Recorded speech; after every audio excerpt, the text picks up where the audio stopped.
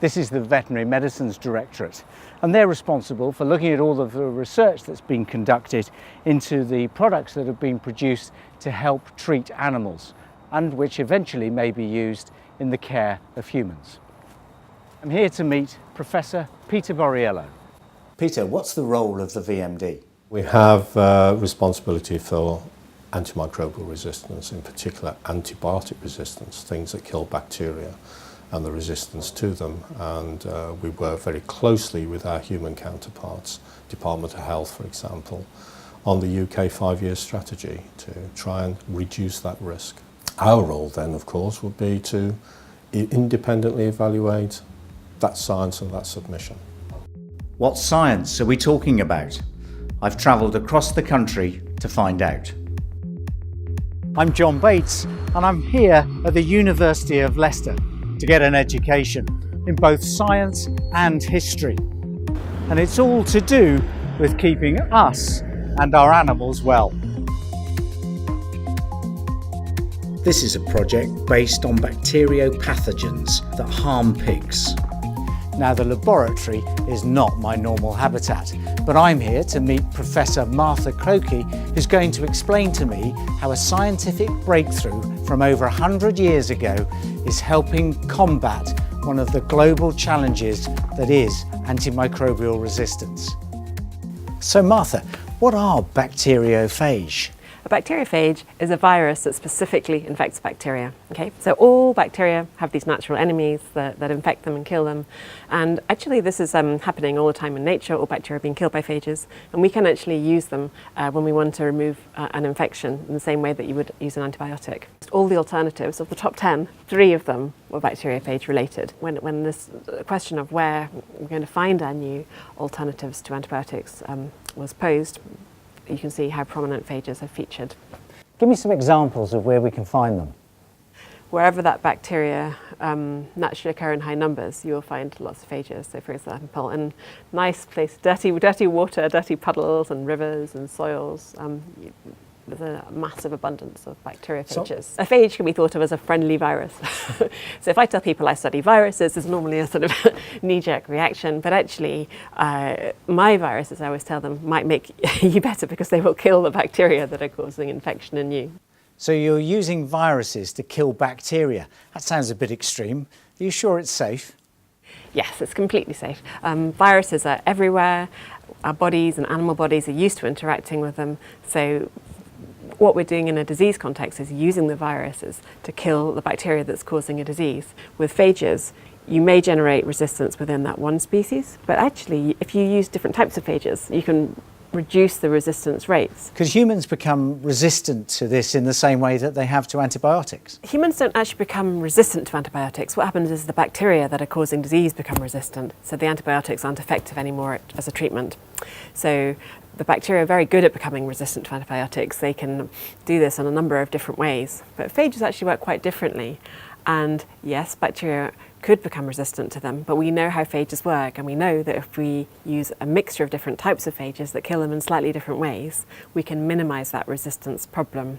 Although Professor Clokey does her best to make the research sound simple and straightforward, the outcomes seen so far have taken many months.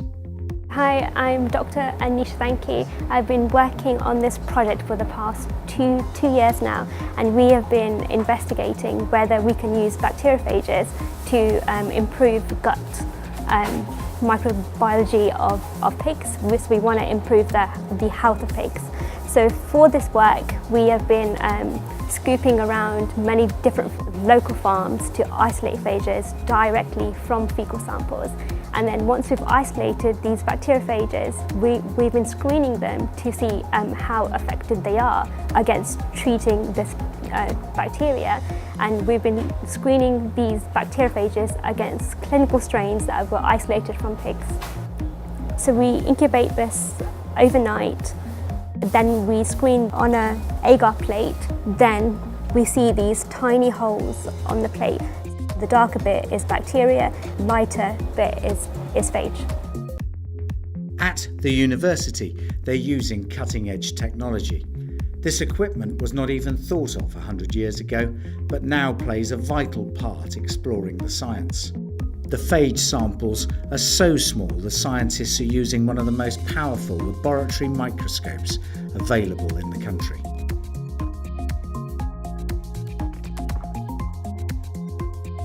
In this image here, you can see 3 bacteriophages all stuck together here, and they're right next to a bacteria cell. So for us to see this picture here, we had to magnify it up to 0.5 microns. These phages here are 100 times smaller than the thickness of a human hair.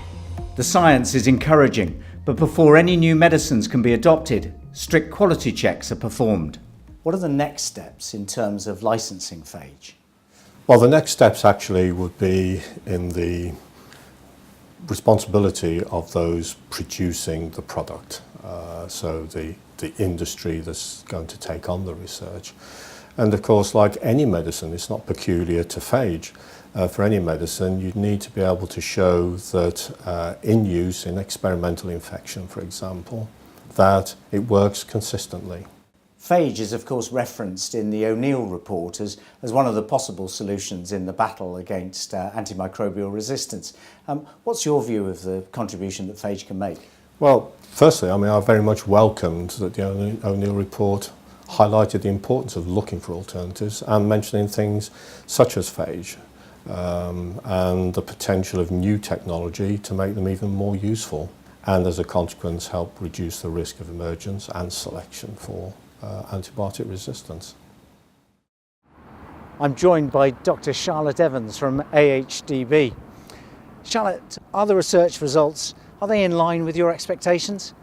Well, the results are even better than we expected. So the phage that the university actually isolated were effective against the top 5 subtypes of the bacteria that causes most of the gut health problems we see in the pig industry.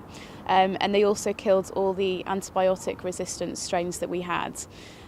More than that, they actually caused a 4 log drop in 2 hours, so a very quick mode of action. So we're very, very happy with what we've seen.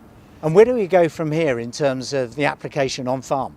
Well, obviously killing bacteria in a lab on a petri dish is very different to the on-farm environment. So we're just thinking now about how phage could potentially be pelleted into pig feed or put through water systems, for example. And as AHDB, we've taken it, we think, as far as we can, and now it's up to more commercially minded companies and individuals really to further develop the technology and actually take it out into the marketplace. So potentially it's a real good opportunity for the industry from that point of view.